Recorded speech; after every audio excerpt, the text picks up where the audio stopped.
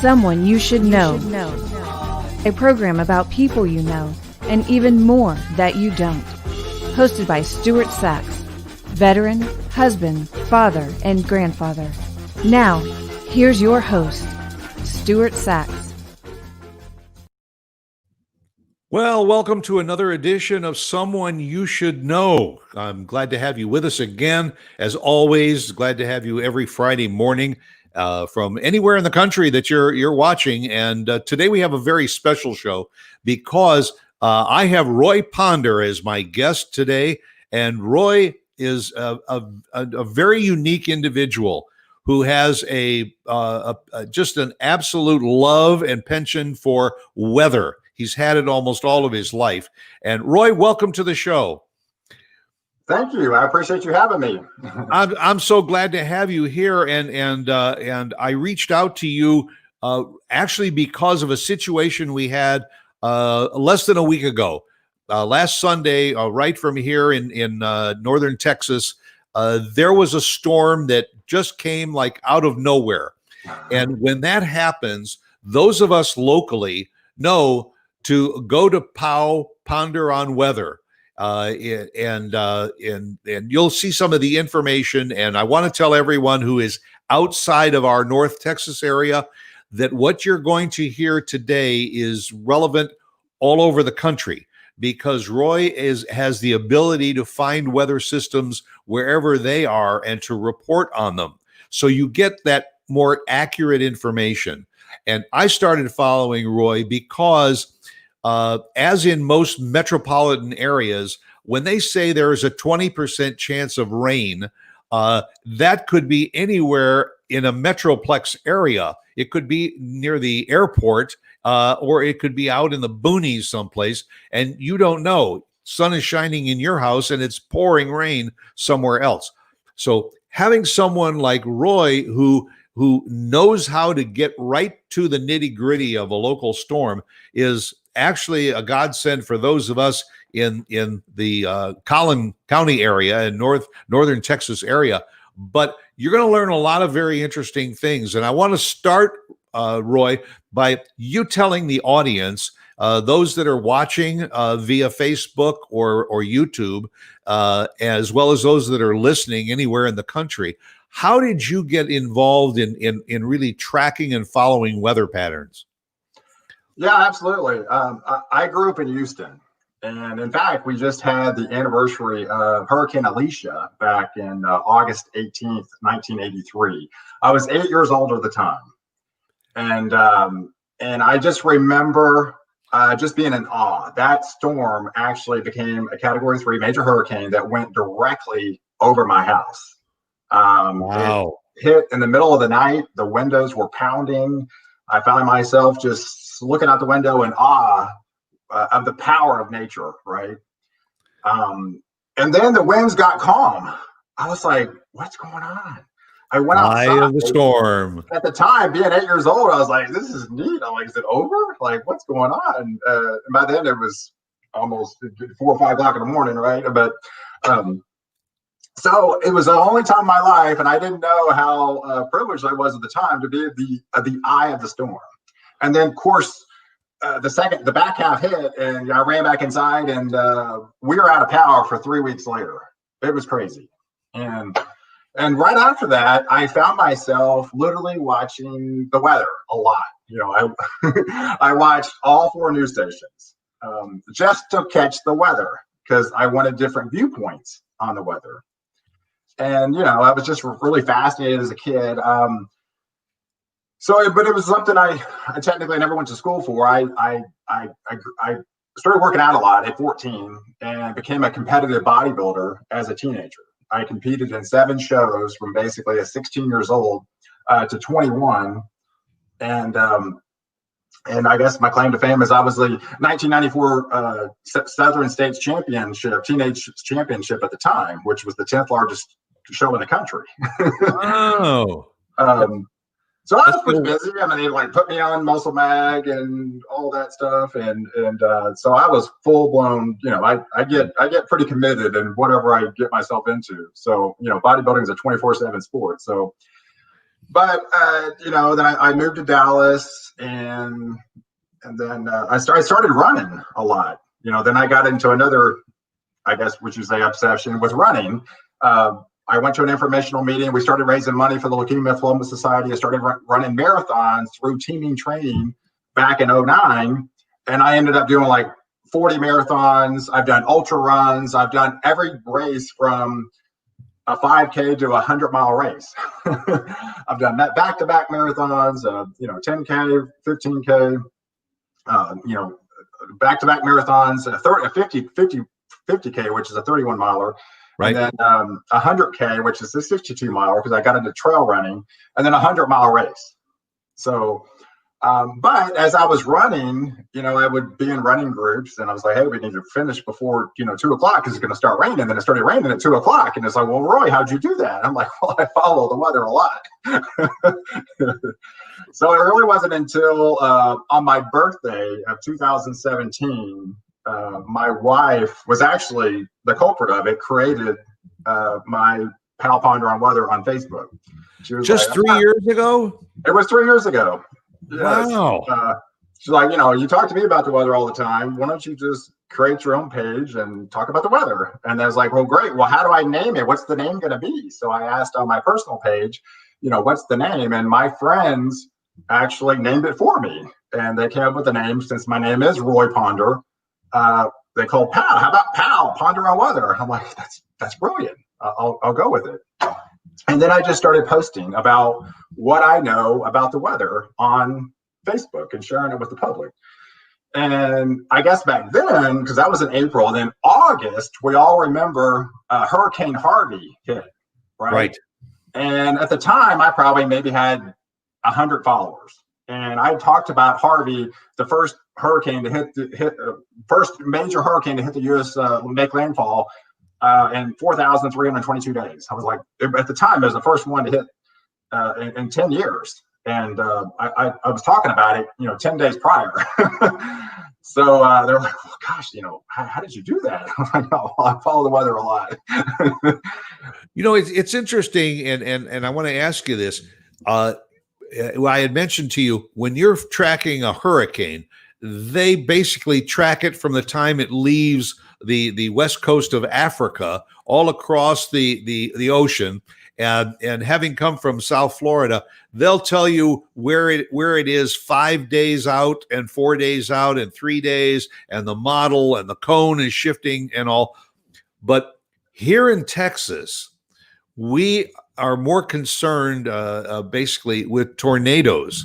Mm-hmm. And tornadoes don't give you 4 or 5 days advance notice. How does someone, a layperson like myself, is there a clue that if you're outside and the winds pick up or whatever, is there a clue that you might want to keep your eyes open, because this is a little abnormal and it could develop into something and develop quickly? That's a great question. I mean, a lot of it is, there's a lot of different variables to weather. I mean, but first of all, you go back and using analogs. I mean, with that, DFW, Dallas-Fort Worth, has stats going back from September 1st all the way to 1898. So essentially 122-year history. And the theory behind it is they all have analogs. And essentially, if it happened before, it potentially could happen again if the dynamics are right of how that played out in the past. But to answer your question about the tornadoes, there's basically 2 seasons in North Texas. There's spring, which is the most volatile time frame. That's when we get the most tornadoes. And then you have a second season, which is actually coming up September, October in the fall.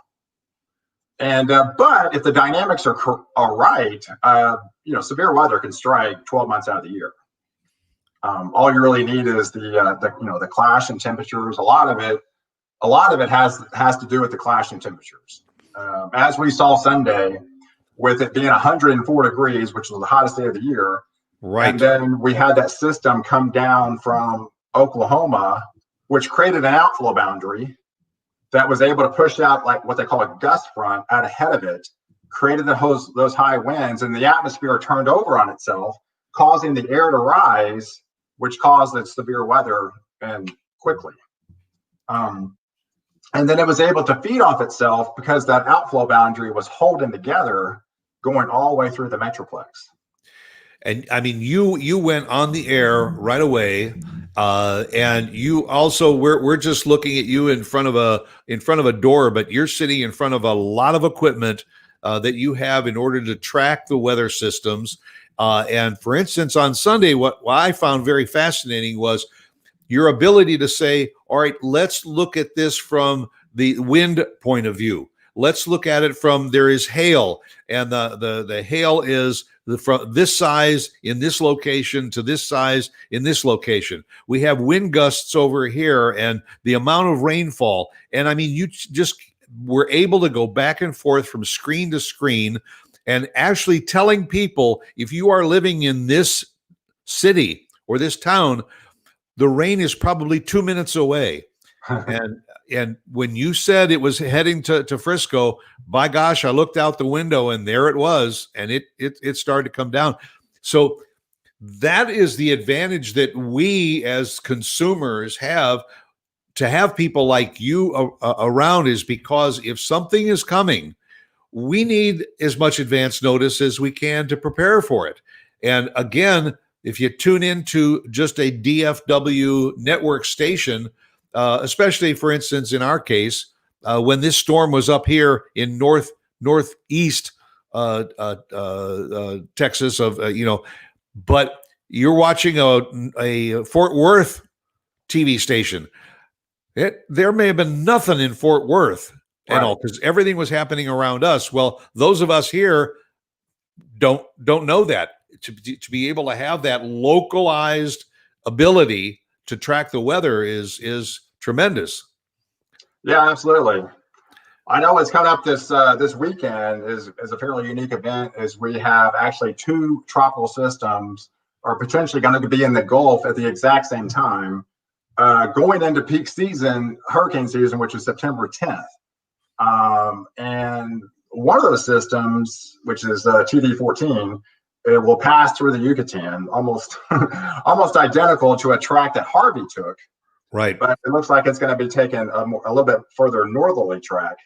But once it gets in the Gulf, kind of all bets are off. I mean, we're going into the peak time of the season, essentially from August 15th to October 15th. 62% of the season happens during that time frame.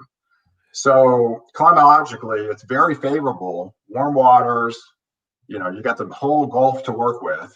And then another mechanism called the MJO is in a favorable phase of phase 8 N1 that's going to be close for close development or potentially intensification as it moves, as it gets closer. And we saw that with Hannah, but that's a potential that could happen with actually both of these storms, because the other storm, which just got named Laura, is potentially going to scrape the Lesser Antilles and then go north of Cuba.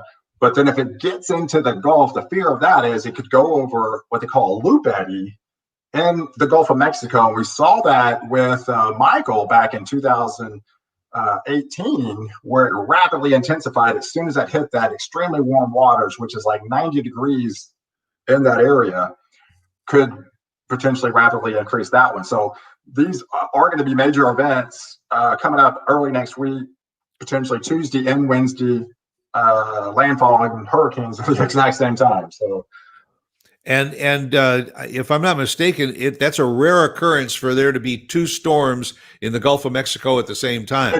It is very rare. I tried to go back and look at the data, and we can I put a description on my Facebook page earlier.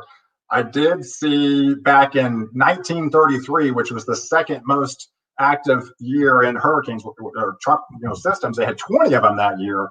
On September 4th, 1933, there were two storms. There was a hurricane that hit South Texas, and there was another hurricane that hit Florida, but it hit on the eastern side. So it actually never made it into the Gulf of Mexico. So technically we had two named storms, but yes, very rare. There's questionable. It happened in 1959, but yes, it was definitely a very rare event for sure. You mentioned earlier that you've got over 120 years worth of data collected and all in order to form these analogs. is this similar to like a farmer's almanac, where you can look at this data perhaps in January and say this is going to be a more or less than active year, so many storms, it looks like the El Nino factors and everything are greater this year, so you can kind of pre-predict where the weather patterns are going to be for the year? You can, to a point. It definitely gets a little bit more difficult as you go further out. Like I know for the winter, historically we're going into what they call a weak La Nina phase, which essentially that's why we're having some elevated hurricane season, because there's less shear in the Atlantic, which potentially creates more storms. But it's basically a drier pattern coming in. So historically, winter is 90 days, right? And La Nina favors above average temperatures, below average precipitation for those 90 days, right? But that's the average of those 90 days. So within those 90 days, you still can get Arctic cold fronts that come down, and then obviously if you have the precipitation time with the cold air, then potentially it could snow. I mean, like I said, last time we had a little weak La Nina, it technically snowed 3 times in Houston in 2017, 2018. But overall for the winter, it was above average winter for as far as temperatures goes. But it's not to imply that it can't snow. Now, if you and your wife decide you're going to go on a little vacation, do you look at the weather first? Oh yes, absolutely. I kind of have a general idea of what's going to happen 2 weeks out for sure. I definitely. It's tough to, like, if you're booking a cruise or going on a vacation 3 months from now, you can't. You're not that good, right? But yeah. So there's a lot of variables to the weather. There's 112 different daily weather models on a daily basis to track the weather and to potentially predict the weather. 112. So your job is to formulate, how many of those do I look at? Which one's right? Is it right? Just because it's a weather model doesn't mean it's actually verbatim, it's correct. So you have to decipher all that data based on history. I grew up in Houston. I live in Dallas. I've been in Texas all my life, 45 years, all my life. So I kind of know the history. Hey, this event that happened on Sunday, this event that happened back in 2017, look at the atmosphere, look what's coming, what potentially could happen, because that actually happened back in 5 years ago, So I go through stuff like that and how to predict the weather, So now you said you set up your Facebook page about 3 years ago, and all for people to follow, and all for people that now say, oh, gee, this sounds really interesting, and want to follow Roy Ponder. Mark just put up the Facebook page. What is the kind of information that will be available on a regular basis for people to see via the Facebook page? And do they have the opportunity to just send questions to you via the Facebook page and say, I want to know more about this? Oh, absolutely. The Facebook page is POW Ponder on Weather. And if you can go to it, you can like it. And then if you go to the follow button and hit see first, you have the option to, every time that I post, you'll get a notification knowing that I post. And Facebook actually allows you up to 30 of those different ones that you potentially want to follow. But on a daily basis, I give a breakdown on, short-term forecast, long-range forecast, potentially other events if they keep scrolling down the page. Just talk about what's happening. Of course, the big event right now is those two systems and the Gulf. There's 2 hurricanes in the Gulf, but daily weather, temperatures. Here's that description showing the difference between 1933 and now. So yeah, all different types of, and like I said, I'm on it. I know when the weather models update. I know when the national weather, the hurricane center updates. Typically, when something's new, I'm gonna post about it. I talked about the derecho event on there that happened in Iowa. That was a big event back on August the 10th. that a derecho is basically a long area of straight line winds. And that was historic. So at the time, it was actually, now that they're doing research, it was actually bigger than they thought. They actually guesstimated winds, confirmed winds from the National Hurricane Center yesterday for a weather service in Cedar Rapids, Iowa, of 140 miles an hour from these straight line winds. And that derecho ended up being 650 miles long. That was a historic event. It is probably the biggest derecho in history of that strong of winds. That's about a Category 3 hurricane. 4. And Category, yeah. That's right there, right on the edge of Category 4. So where is the wettest part of the contiguous 48 states? Everybody says it's Northwest Seattle, in that area gets more rain than anywhere else in the country. West in the United States, so that's a tough question. I don't, the Southeast is beginning. We get 36.13 inches, and that average has gone up over the last 10 years. It used to be 32 about 10 years ago, but we average 36.13 inches here in North Texas. Now, is that equally spread out over the year, or again, there's certain times like late spring and early summer and all where we get the bulk of it? Here in North Texas, May is your wettest month. We average 4.90 inches of rain. May is the wettest month, and then October is the second wettest month. Okay. With spring and fall. Your driest month is August right now, and actually January. So you can see they're on opposite sides. So in August we average 1.91. So, and it's pretty close to that in January. But over the 12 month history, we average about 36.13. Which right now we're at 32.75. We only have about 4 more inches to go to be basically average for the year. And you said with October being the second wettest time of the year, that it's more than likely that we will hit that average absolutely. Or go above it. I mean, even going into a weak La Nina, I definitely see us being above average for the year for sure. All right, now I'm going to throw another little bit of advice that you can give to our listeners and watchers. When there is a storm, and I've seen it in my own neighborhood, when there is a storm, very often, if you know that there's going to be some high winds, what people forget to do is to do something with their patio furniture and things like that, because they don't realize that lightweight furniture becomes a missile in high winds. So are there, basic precautions that you would tell people that when there is a storm coming to take advantage of for their own safety? And I do that. I talk about secure and loose objects, like you mentioned, pillows, or anything that might be loose in your backyard. Might want to secure that. If the winds are expected to turn severe, which is basically 58 miles an hour or greater, then definitely you want to take down like the umbrellas in your backyard, secure the trampolines in your backyard, stuff like that. Could be flying projectiles. And then those flags, that a lot of people have flags hanging out in front of the house, to take those down. Like I said, everything becomes a projectile during high winds, and you don't realize that.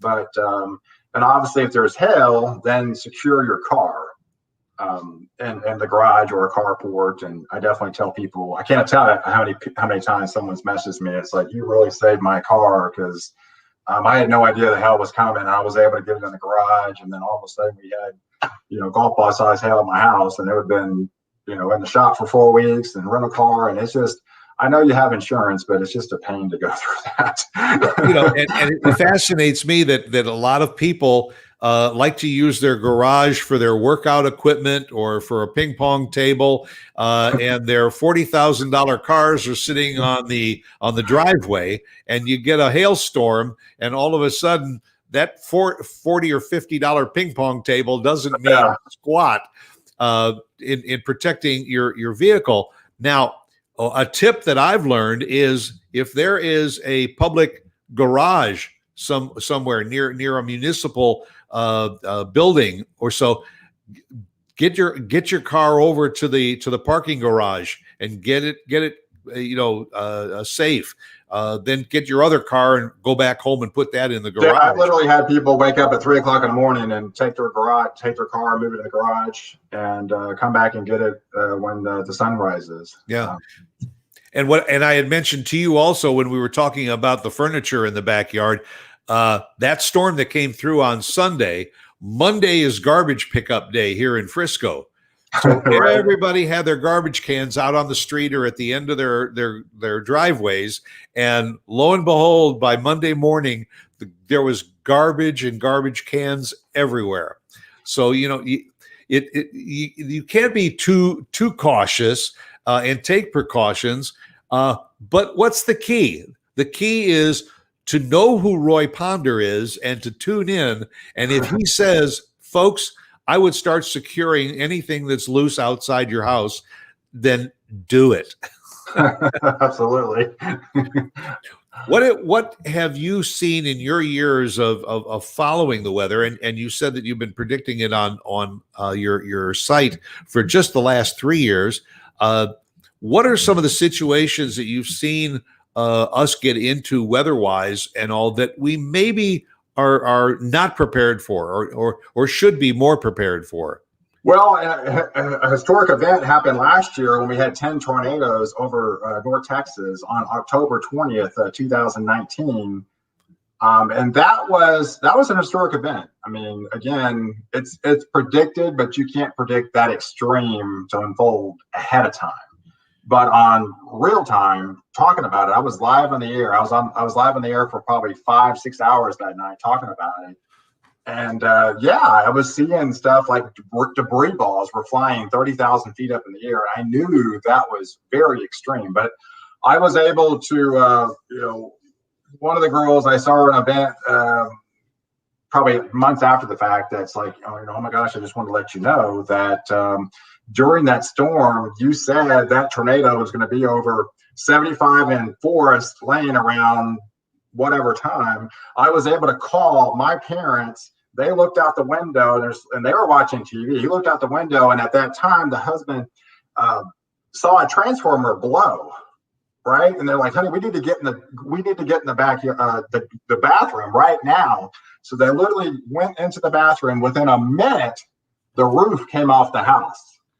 So you don't realize that you saved my parents' life, and it just gave me chills. The impact that you can have of what you're doing, and you don't know it at the time, but you are making an impact out there, and we're talking about real life situations that can greatly impact for you for a long period of time. And they're still trying to put the pieces of the puzzle together. And a lot of those neighborhoods in Dallas devastated from those storms back in October. Yeah, they were, and it was something that passed through. I think it was through in about 2.5 minutes, and here almost 2 years later, or at least a full year later, they're still trying to pick up some of the debris, and I know people personally that are still trying to get the puzzle solved in order to rebuild their houses.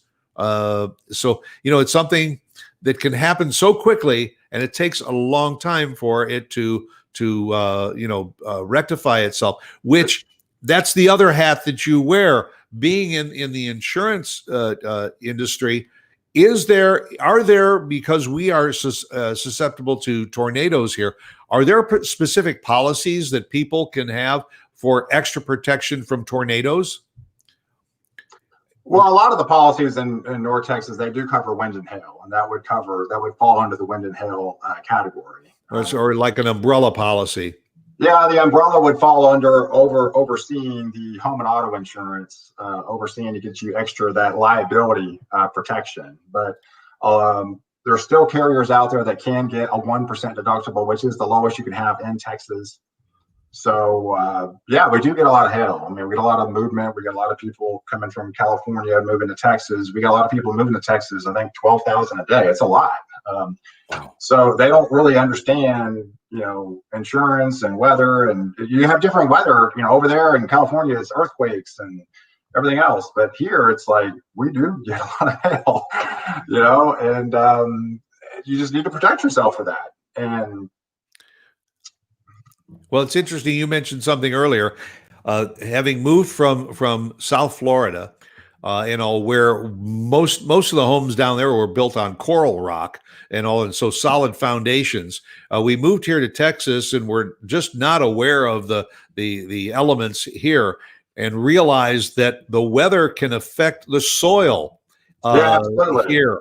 And it literally can wash the soil from underneath a home and cause a foundation to crack or sink. And that's what happens here too, because you have endorsements on insurance policies called water damage foundation, and that's prevalent for movement. You have shifting, you have dry times and you have wet times, and you got a lot of shift in the slab, and so then you have slab leaks in the driveways, and that's what that endorsement covers as well. So these are things that's not on other policies in other states because you don't really have those issues. So yeah, there are things that you need to be made aware of in Texas to protect you on all sides. Because my slogan for POW is protecting you before and after the storm, and that I live and breathe by it. I've saved a lot of people a lot of money just being protected ahead of time, and to create like not even claims in general.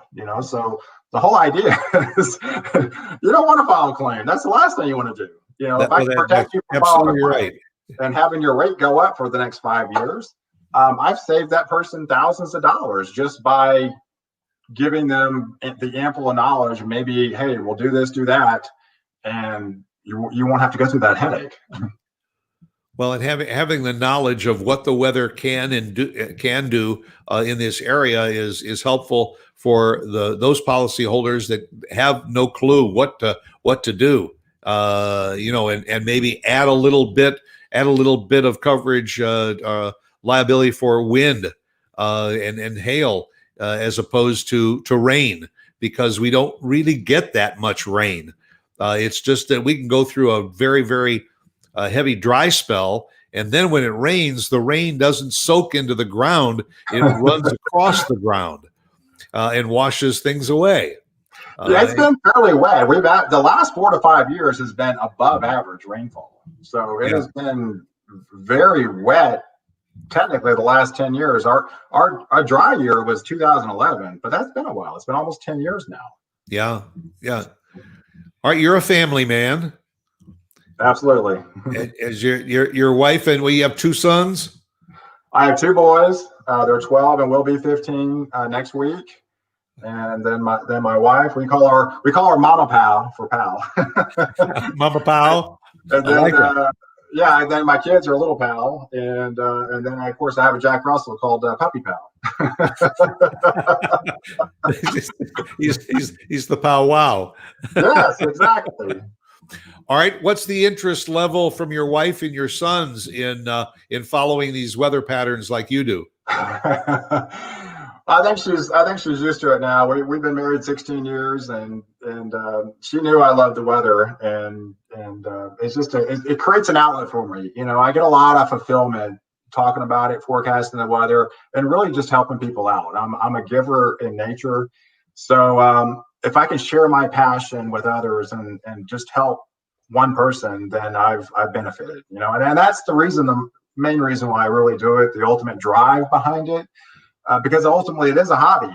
At the end of the day, it is a hobby of mine, but I do create a living through insurance. But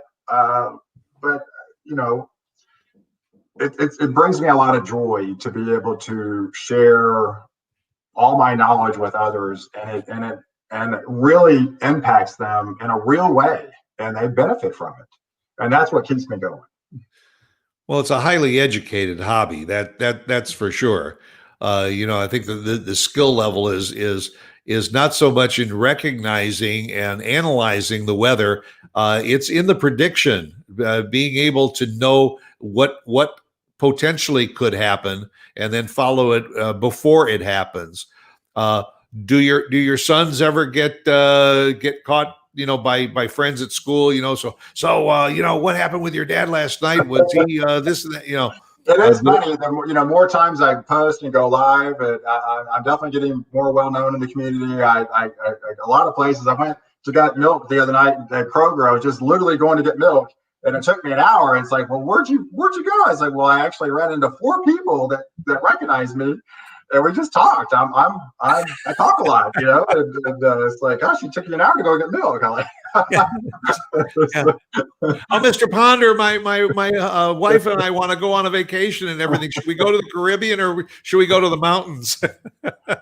No, but I have fun with it. You know, I know when the weather gets bad, people rely on me now. I mean, you know, it's great, but it's also kind of scary in a way. You know, I've got 23,000 followers following me now, and they rely on every word I say, and I'm really conscious about the wording that I use too. I mean, it's a delicate balance of predicting the weather, because there's no magic formula. You know, I can be wrong, and I have been wrong. You know, so it's definitely challenging, but I love the challenge, and that's what keeps me going. And the more I do it, I'm able to craft my skill and get better. And that's the ultimate goal that I'd like to do, and just get better, because there's no one's going to ever be perfect, right?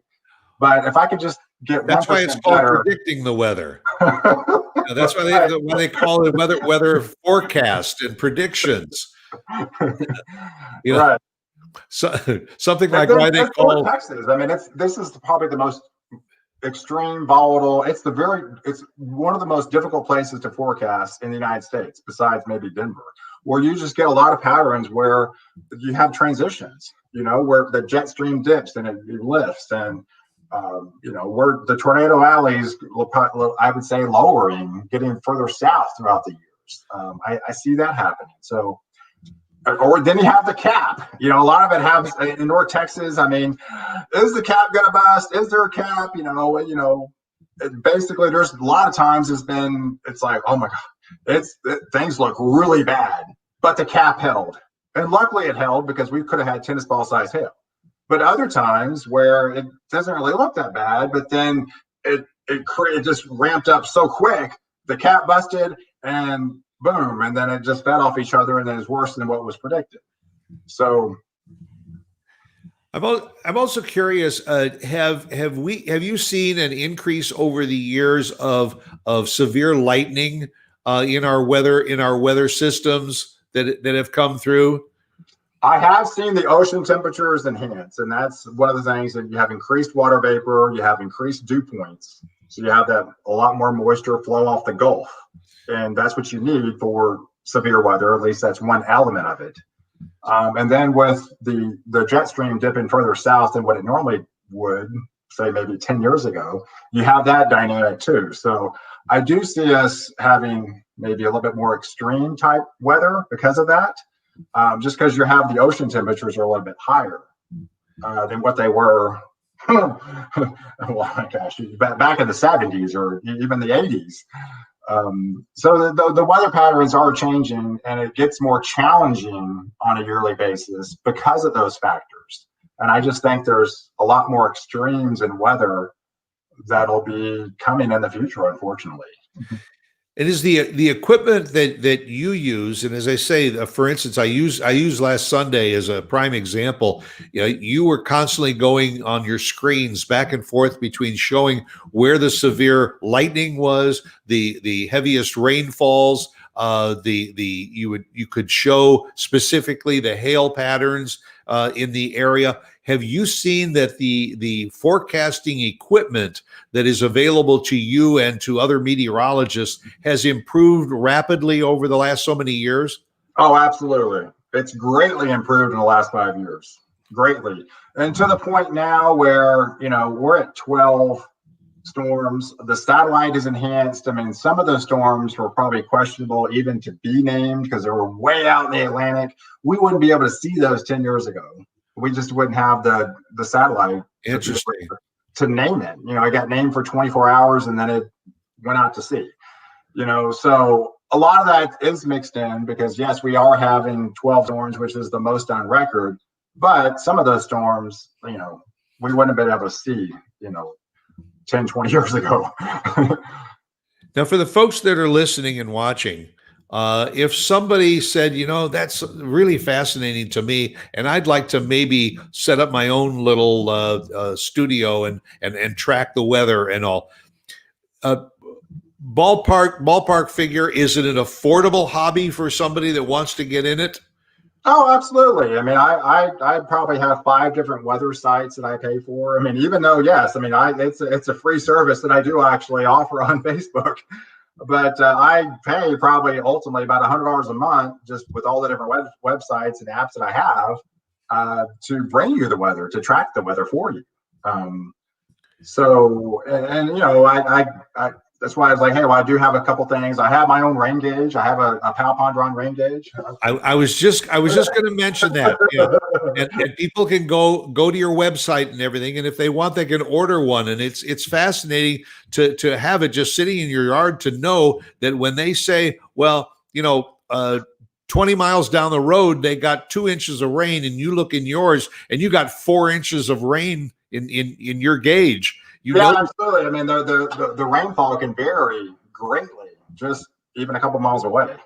And so that's always fascinating. I think it's really neat that people, are posting their different rain gauges, their different, and not just now that I have it's actually on Amazon now. So you can go to Amazon and find the POW Ponder on weather rain gauge, and people are ordering from New York, and Iowa. I'm getting orders from all over the country. And I just think it's really, it works anywhere. Right, actually, it works anywhere. So, and that's why I have that.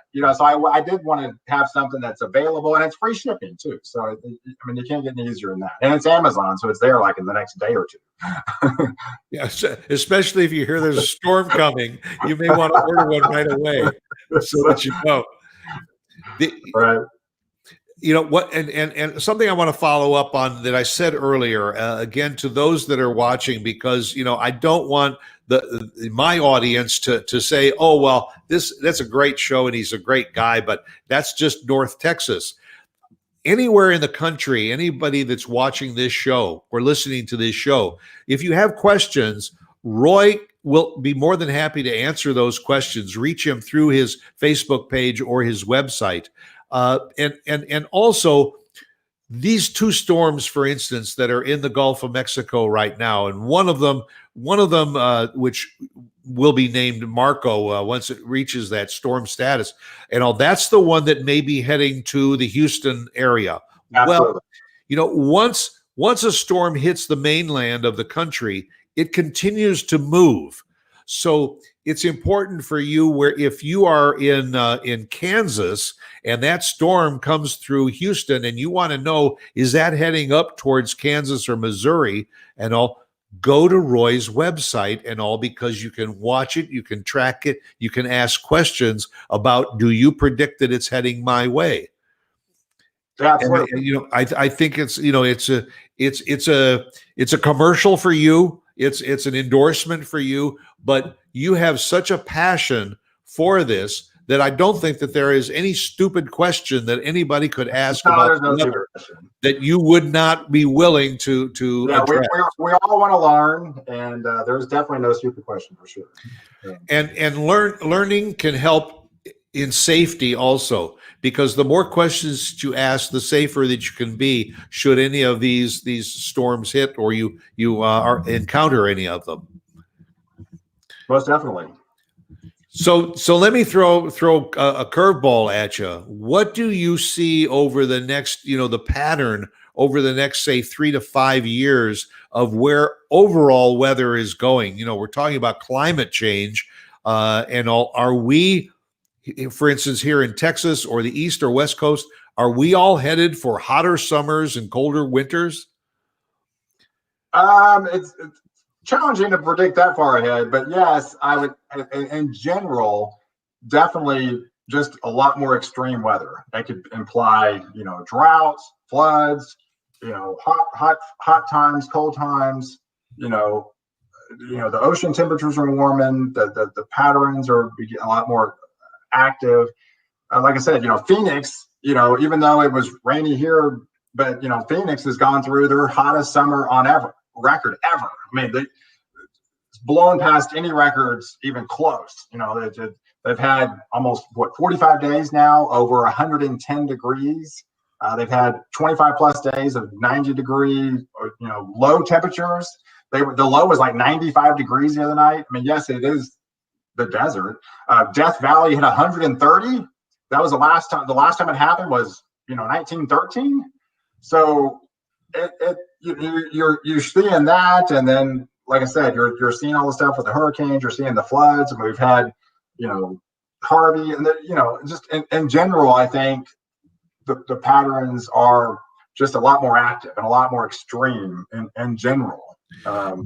And do you see this while you analyze this 120 some years worth of weather patterns? Are there things that you say, yeah, it looks like it is heading in that direction because the analog shows that this is the direction it's heading? Yeah, absolutely. I mean, that definitely helps out a lot. But like I said, the difference is the variables. The water temperatures. I mean, the water temperatures are a good 1 or 2 degrees, and I know it doesn't sound like a lot, but it's a lot. Because it's an average over the whole globe. It's an average. So, and that's basically, I mean, the globe is 70% water. There's only 30% land, so that's where all the energy comes from. Is the oceans. I don't think that the average person realizes that so much develops from the water around the globe. And that's particularly, I mean, the La Nina is basically implying you have in the Eastern Pacific, the water's cool. So as the jet stream comes across, cool waters don't pick up storms. I mean, it doesn't amplify. You need to have heat. So you're less susceptible of picking up precipitation and dropping over the United States versus El Nino pattern, which is elevated temperatures, hotter temperatures. So more susceptible, picking up abundance of amount of moisture, higher water content value, and dropping it over the United States. So that's how you predict it. All of our weather comes from the Bering Strait and the Eastern Pacific. A lot of the systems come from Alaska. And it's interesting that in the Atlantic it's called a hurricane, and in Asia it's called a typhoon, and they are very similar systems. But you can track all of them. In your information, in fact, on your website and all, I was fascinated by a quote from John Ruskin that you have listed, and it said, "There's no such thing as bad weather, only different kinds of good weather." and we look at storms, snowstorms and windstorms and rainstorms and all as bad weather, but it's just different ways that you're analyzing the good weather. There's the quote on the screen, folks. Right. So I wasn't making it up. It's a truism. I always like to look at the positive side of everything. And so there's a positive that comes out of everything. And so, yes, like you said, even though they're technically bad weather, I was like, hey, there's a bright side to it, And there's the information on the screen right now. Go to POW Ponder on Weather on Facebook. And you can become a follower too. I'm proud to be one of the 23,000 that are following you. Whether there's a weather system out there or not, it's just good to know that you can get the correct answers to your questions. And Roy, I can't thank you enough for taking the time this morning to be with me on the show and to share your expertise and your passion and your knowledge with our audience. No problem. And I wish you the very, very best. And folks, if there's a storm out there, wherever you're living, and all, go to the website because you'll find out all kinds of interesting information about it and field any questions you want. Let Roy know. Yeah, thanks so much for having me. I really enjoyed it. My pleasure. My pleasure. And the very best to you. And I hope when you're out running, you always have the wind at your back. Thank you. Well, thanks again, folks, for tuning in. I appreciate it very much. We'll see you again next week. And as I always say, be yourself because everyone else is taken. See you next time.